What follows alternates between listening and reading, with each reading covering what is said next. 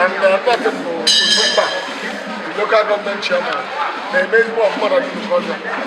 So a lot of people, each go to front, each go to Uzumba. I think he's doing well. Okay. Thank you, sir. Thank you, sir. Ike dunukofia. Maka ndị amala ya mana nka na-abịa. Abam chukwukezie Udobi onwa Ifitedunu Ike dunukofia. Ojibeleti aki. Biki okwe niwe mana nka bịara abịa nwere ibe nche ejogo. Nana awa m jike na awa n'ụbọchị nke tata. Ajụ nchọ ka ndị oge inwe ike iri ji na ọbụna gị nwa awa ga-eji. It's a very good question. Meliji no one amawaraji because that way kebunyemji ndiye mamaro no job luto na nwoye nche mana ordinarily ijeli beji na walaji muhammad so melie by error mana mama lie intentionally Ifitedunu na onwere ọrụ ya aga ọwacha dị ndị ya ga ọwacha dị before ya ọwa nke gị. Yes. Oh, Igwe by Igwe Dr. Emeka Iluno. Oh, you want to watch on Friday. Igwe na dunukofia. Wana kaba wacha ndi Igwe kaba pamala na anibasi gai. Silibezaji. Ai wazi. Buzindo sotoba. Undo bodo bana achi. Ewe eke. We want can ya we live. Dara ike na eki. Anyị mana ọtụ ndị mmadụ ya abịa. Obodo anụ obodo n'ezi ma ndị ka abịa abịa kedu ọfịa na-agbalaba ma ndị Ifitedunu ọnụ n'ezi. Well, ụfọdụ na-agbalaba bụ na onye ọbụla ji ọba ya abịa ga-ejikwa ọbada mmerụ ọrụ ọma ndị a udo na-aga n'ihu na afụ n'anya mmekọrịta mmadụ na ibu udo wee chie na ndụ n'aba Kraịst.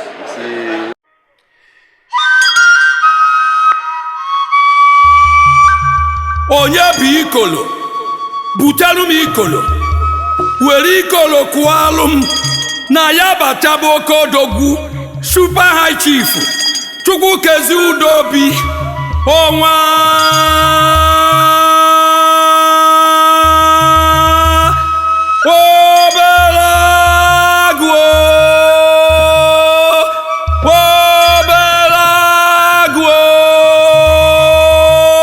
obodo n'ọkwa ike dunukofia obodo n'ọkwa ike okwa iko dunukofia okechakwala agwọ na-ekwe ike oji ikpere eti akụ ibe eteru na arụ ajọ na-emegharị ahụ gbakụ tipụlụ ọzọ dị mgba isi ọkamgba ọkwọdị akata ka ndị Ifitedunu ka mụ na-ekwu okwu ya ọkwọdị ọnwa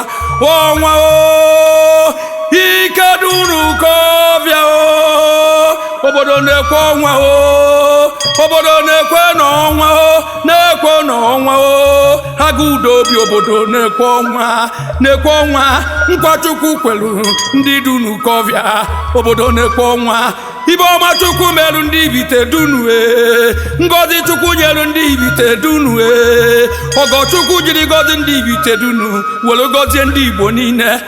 Agwara m Igbo be anyị na o nwere ego mekwe ibe ego ka anya bụ ibe ego merụ dịka ọnwa onye nwere ego mekwe ego yo ka anya bụ ibe o merụ dịka ọnwa ike dunukofia jechalụ natarụ Ifitedunu mmanwụ were gbaba ụzọ na-adịghị mgbe o doziri ya ndị o nyere ego ka bazụ abịa ha karịrị akarị ndị ọrụrụ ụlọ ha karịrị mmanwụ ndị o mere ọgọ o nwere nke dara ụda ohu nwa okorobịa ka kidini nya nwụrụ anwụ eburuje n'enu ka gwọọ ya ma okwego ọgwụgwọ buruje na ana ka gwọọ ya ma okwego ọgwụgwọ panụ na ike dunukofia bataruwe na omere ọla eburu ejebebe ike dunukofia ruo dọbara ike dunukofia si a na-ekwo nwanne anyị na ọya na-achọ igbu ya ike jụọba kedu ibe na-eme gbawerugwu ike na ahụ adịghị nwa anwa na asị na kidini nye nwụrụ anwụ ike gbagharịa si mba na ihe ejeghị anọ ndụ nche eme na nche anaghị eme n'ihu odogwu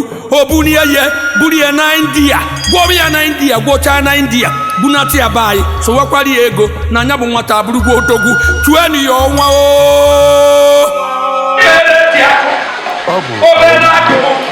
High Chief Dr. Vincent Ifitedunu kofia nke ọ wara na 20th September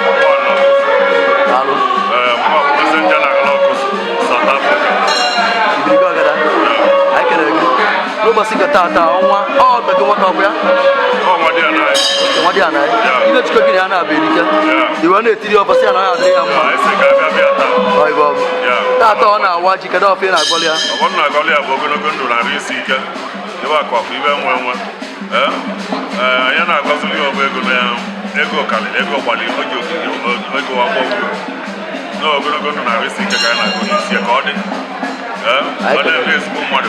I can only have one of those who I want to know one hour. Can they be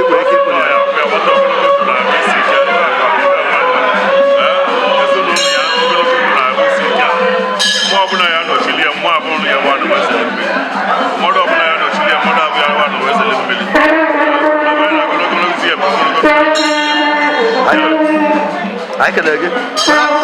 I'm a tower also. How about I catch you? I'm watching a battle. You're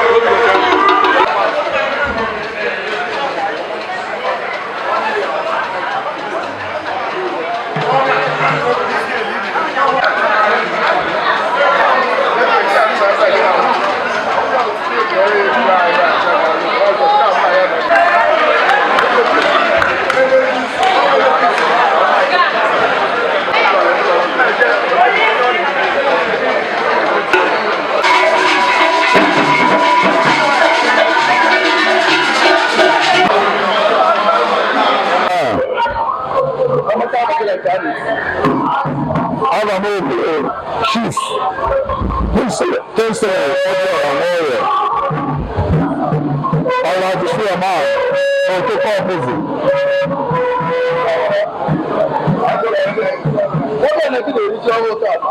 Yes. Ọgọmma agara ya bụ ezigbo ndụ ya na ezinụlọ ya ya na ezigbo nwunye ebe ọzọ dị ya na ya na mmụọ ya ma ndị amụrụ ya ma ndị aka ya amụ amụ ya na mmụọ ndị ya ya na ndị ya bụ ndị hụrụ ya n'anya. Ọgọmma agara ya bụ ya n'ezigbo ndụ ma orisi eji a ọ na-eri tupu n'ihe ahụ na ya bụ ezigbo ndụ ezigbo nwa ezigbo ego ma ọ kụrụ mgbe ezigbo mmadụ ka ọ bụ ọ tọrọ mkpa ọ mepụrụ mma ogbenye anụọkwa mma na ọ ga-adịrị ya na mma na ọ dịgogburu ya na mma ọrịa.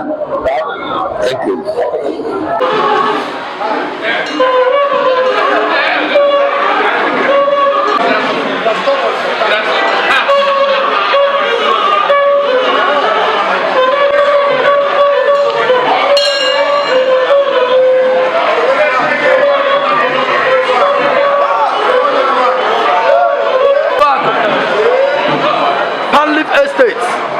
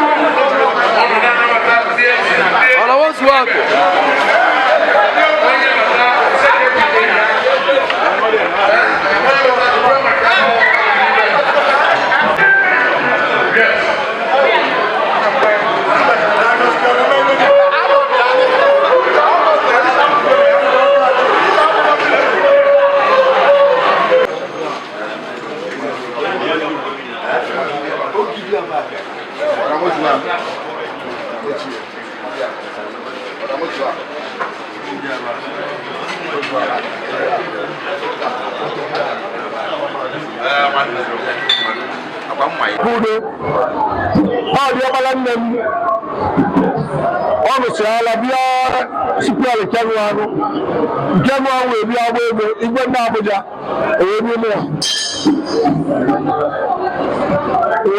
pieces mo chata si ile ile nnebu ọ̀rọ̀ ya mo so mo wa ya mo Nkiruk ka wa to bi ko de gele an ọbẹ̀rẹ̀ ko to Chukwu wa fa ke na New York tata aya bako si gbodo ya ga waji ba le kunya nwunye ma no ya tata nwunye ma no gori e ile so bi oria so bi ma chachirare so bi egbo wan awasira awaji ji ayi na wa ayi awati ogoro wo ni ari sike ayi awati aga miru ile na agwara wunu na ayunu bikonu ma agba ndị igwe na ndị ichie ejide ka wakọ ji ọnụ ọgbara onye esogbu n'afọ ọgbara onye agụ maka ya na nchọ ntinye ego ji a etigbere mmanụ ya ka anyị wapụ ya enyekwa aga na bịanị ide bịanị ijere nwanyị ya ka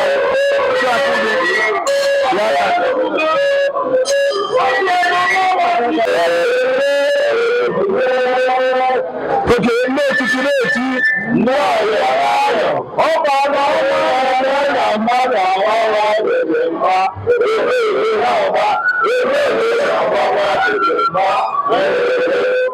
ekeremu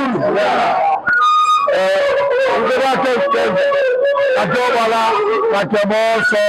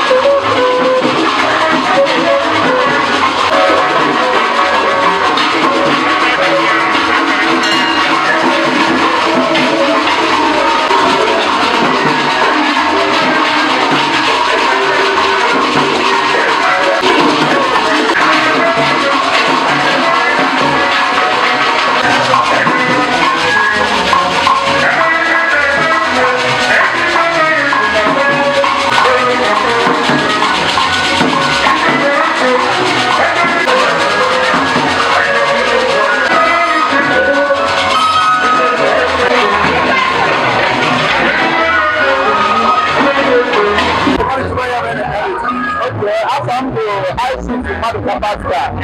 As a mother, the CEO of Balance now.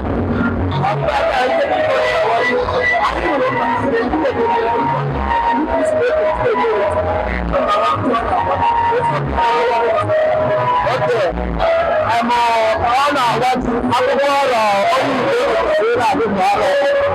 I asked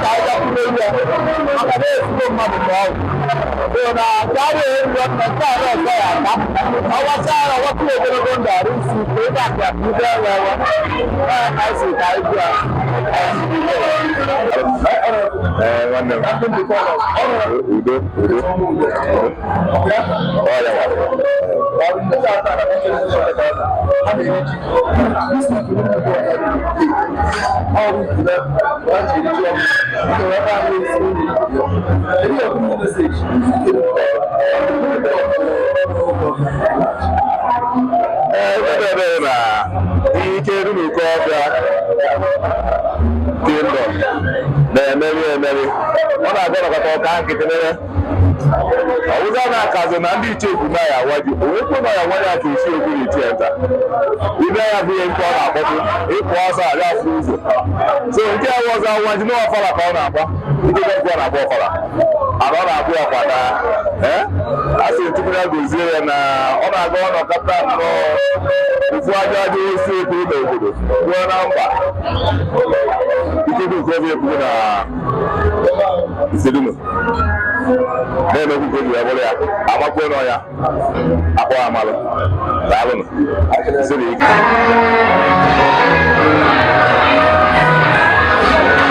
ụmụori ekebo anyị bụ balance secretary nke ụmụori ekebo kedu maka aka esi ekebo anyị kere ake arụghị nna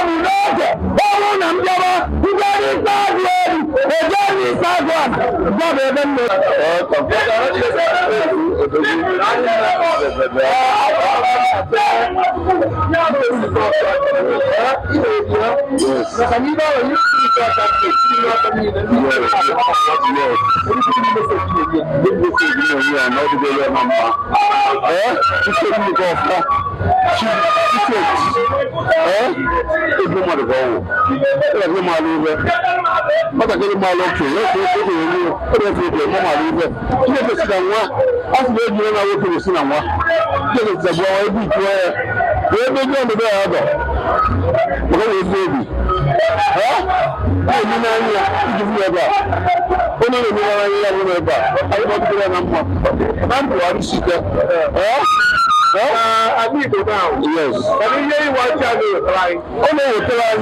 Ebiza, yo, Gadiru, Omenana, Nana, Omenana, I don't know.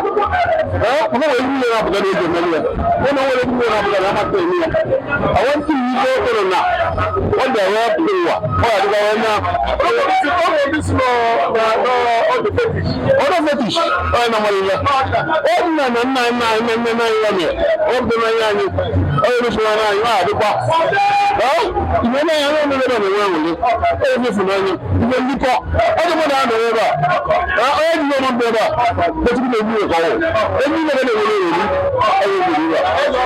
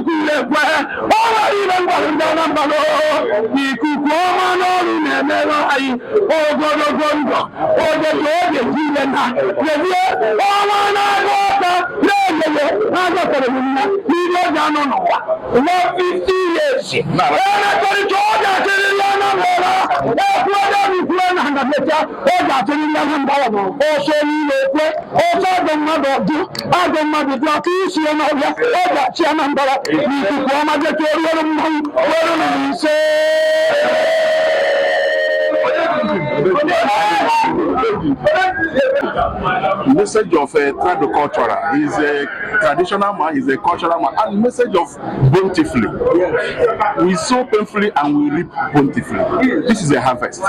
This is a New Yam festival. So we are celebrating agriculture. We are celebrating food. We are celebrating our culture.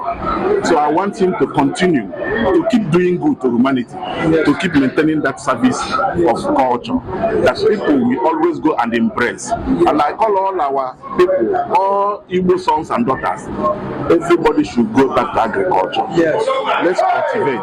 Because in agriculture you have food, in agriculture you have employment, in agriculture you have what we call capacity building, and with that we will conquer. It's time for blue collar job. Agriculture is part of blue collar job. I thank you so much. Thank you.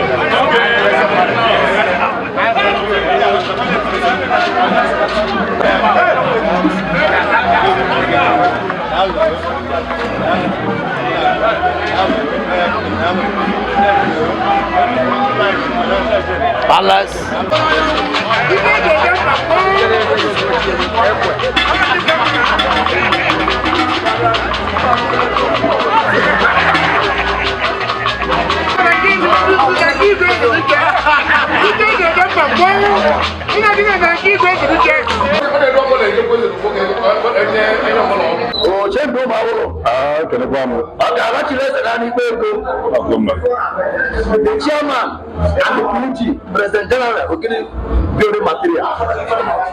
I can agree. President General,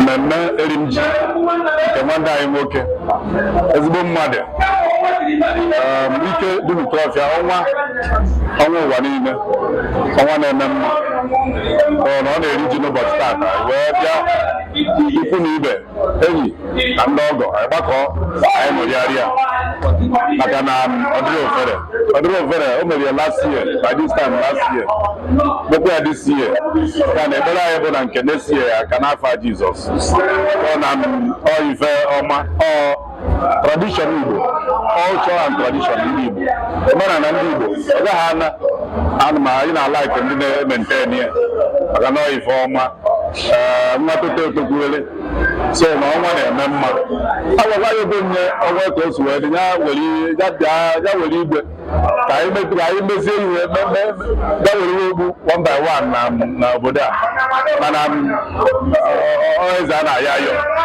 so mana nke ọ na-eme karịrị ụbọchị niile chiforo ebe ọ na-abịara ebe a ga na-eri nri biri n'ụtụtụ ruo n'abalị kemgbe m bịara ebe a so na afụbeghị m onye dị ka ya ọ na-eme mma gịnị ya kwụrụ ịma na gị na mmadụ so na ya kpatara ma ọ na-eje eje ma ọ na-ana anyị ga-anọ n'azụ ya so na anyị kwadoro ya ọfụma si ka anyị bịa ṅụrịgharị ya mụnwa ada eje ije tụọ ọwụna mana o ruo n'ụdị a ana m eje mfe ezigbo mmadụ abịa m ebe ka anyị lasị na-eri na-aṅụ iji wee gosi na ife a na-eme dị anyị mma so iselebreti ndụ mmadụ dị mmadụ ife ọzọ nghọtara na-abụrọ iselebreti ezigbo ndụ mmadụ dị na ahụ isi ike ya na anyị niile bịara ebe a ga-anarụ n'udo n'afọ Jizọs kama na onwe ya anyị dịkwa anyị na-aṅụrịrị ya dịka o mere nke dịsie nke na-esie ya ka mma n'afọ Jizọs.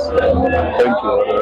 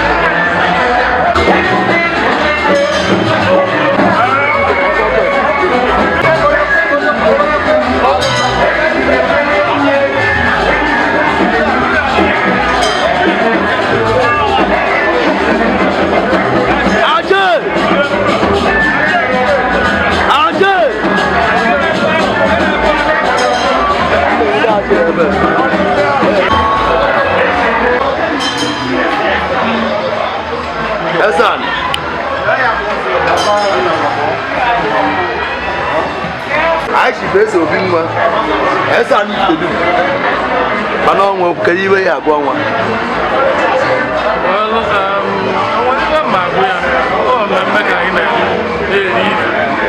so na ego na-abata ka anyị wee na-eri esteti ebe ego asị abata na asịrị ya abụnata so na ọya ebe ndị ogologo ndụ na-arụ isi ike